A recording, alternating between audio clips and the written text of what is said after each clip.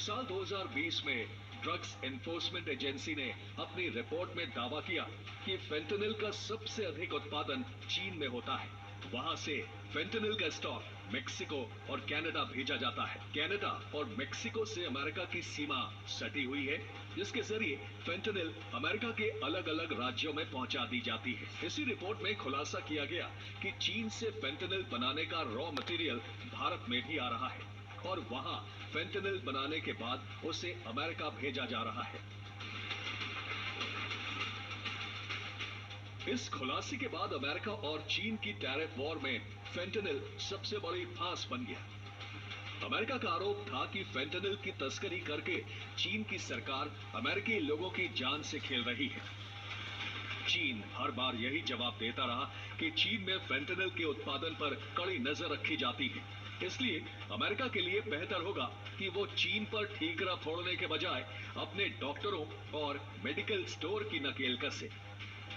美方要做的是反躬自省，加强国内处方药管控，强化对毒品危害宣传，减少国内毒品需求，而不是对别国污蔑抹黑、甩锅推责。 चीन पर कोई जोर नहीं चला तो अमेरिका ने मेक्सिको पर शिकंजा कसना शुरू किया। फेंटेनिल तस्करी का एक रूट कनाडा अमेरिका बॉर्डर भी था, इसलिए राष्ट्रपति ट्रंप ने फेंटेनिल के मुद्दे पर मेक्सिको और कनाडा को भी चीन के बराबर दोषी माना। इस दबाव का असर भी नजर आया। कनाडा की सरकार ने अमेरिकी बॉर्डर पर निगरानी बढ़ाने के लिए 120 करोड़ डॉलर का इमरजेंसी प्लान घोषित किया, तो मेक्सिको ने अमेरिका के मोस्ट वांटेड 29 ड्रग्स तस्करों को अमेरिका के हवाले कर दिया।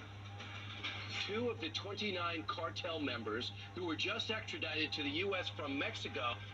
फिलहाल मेक्सिको और कनाडा का वादा है कि वो ड्रग्स तस्करों की नकेल कस रहे हैं और आने वाले दिनों में फेंटेनिल तस्करी करने वाले सभी गिरोहों का खात्मा कर देंगे। लेकिन चीन अब भी ये मानने के लिए तैयार नहीं है कि अमेरिका में फेंटेनिल संकट के पीछे उसका हाथ है। चीन का आरोप है कि राष्ट्रपति ट्रंप फेंटेनिल को चीन के खिलाफ हथियार के तौर पर इस्तेमाल करना चाहते हैं। 美方执意以芬太尼问题为借口，再次对中国输美产品加征关税。中方多次阐明了反对的立场，采取的反制措施完全是维护自身权益的正当必要之举。芬太尼问题的根源在于美国自身，中方出于人道主义和对美国人民的友好情谊，采取有力的措施，帮助美国应对芬太尼问题，这是有目共睹的。美国各界人士多次向中方表示感谢，美方非但不领情，反而对中国抹黑推责，通过加征关税、施压讹诈。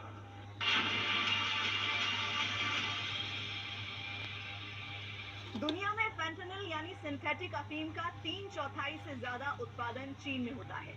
राष्ट्रपति ट्रंप का आरोप है कि चीन अपनी लैब में बनी फेंटेनिल ड्रग्स तस्करों के नेटवर्क के जरिए अमेरिका में झोंक रहा है। इस आरोप के जवाब में चीन ने एक श्वेत पत्र जारी कर दिया है। चीन का कहना है कि वो फेंटेनिल के प्रोडक्शन पर कड़ी नजर रखता है, इसीलिए अमेरिका आरोप लगाने के बजाय अपनी गिरेबान में देखे कि वहां फेंटेनिल बेच कौन रहा है। अमेरिका को दर्द की इस दवाई की जानलेवा लत कैसे लगी, देखिए टेली सीरीज का एपिसोड खुराफात, मर्चेंट्स ऑफ मिजरी।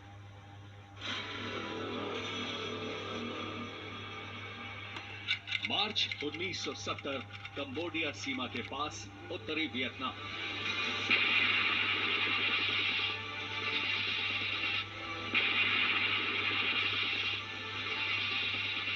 अमेरिकी पत्रकार रिचर्ड फेल्केल्ड वियतनाम युद्ध की ग्राउंड रिपोर्टिंग कर रहे थे। Enemy casualties are unknown. वो अमेरिकी सेना की जिस टुकड़ी के साथ थे, उस पर अचानक वियतनाम के कम्युनिस्ट विद्रोहियों ने हाथ लगाकर हमला किया। More use on it than when we first came down it.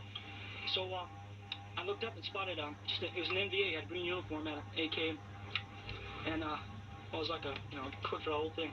I opened up in him, he opened up in me. Yeah, I'm afraid it works that way. But Vietnam युद्ध में ऐसी खबरों की अमेरिका के लोगों को आदत पड़ चुकी थी।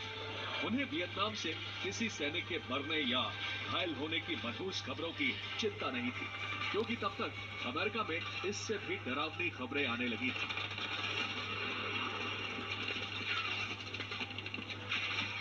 खबर ये थी कि वियतनाम युद्ध के तनाव और दर्द से बचने के लिए अमेरिका के लगभग 15% सैनिक हेरोइन जैसी घातक ड्रग्स के आदी हो चुके हैं।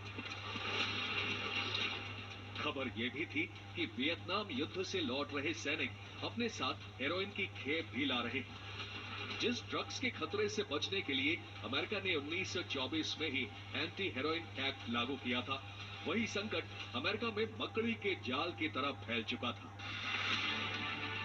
इस कड़वी सच्चाई से लोगों का सामना हुआ एक मशहूर पॉप सिंगर की मौत के बाद। 4 अक्टूबर 1970, लॉस एंजलिस, कैलिफोर्निया, अमेरिका।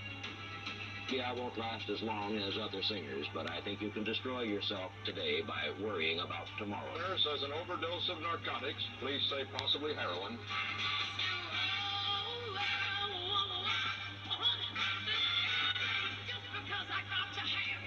उस दौर की सबसे चर्चित और लोकप्रिय pop singer Janice Joplin hotel के कमरे में मरी पड़ी थी। फर्श पर शव के नजदीक शराब की बोतल थी और कुछ नहीं। लेकिन पोस्टमार्टम से पता चला कि जेनिस जॉपलिन हेरोइन की ओवरडोज का शिकार हुई थी। जेनिस जॉपलिन की मौत के बाद अमेरिका में हेरोइन का हव्वा मचा, लेकिन उससे हेरोइन की खपत और तस्करी बंद नहीं हुई।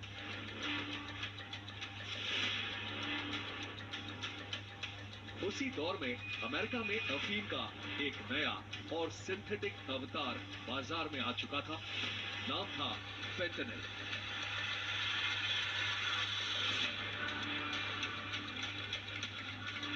साल 1959, डियर से एंटवर्प, बेल्जियम।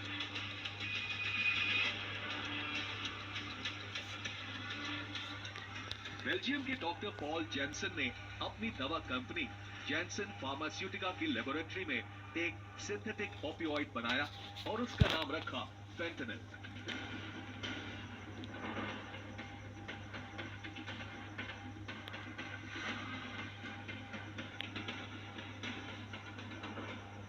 उस वक्त दुनिया में दर्द मिटाने की सबसे कारगर दवा थी मॉर्फीन। असहनीय दर्द होने पर डॉक्टरों के पास अंतिम विकल्प मॉर्फीन ही होता था, जो अफीम से बनी थी।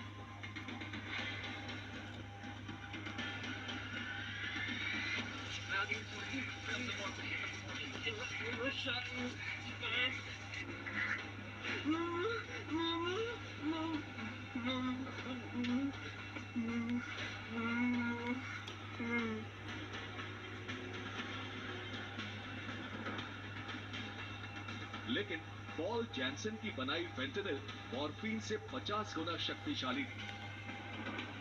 इसे कैंसर के मरीजों और जंग के मैदान में घायल सैनिकों के लिए वरदान माना जा रहा था।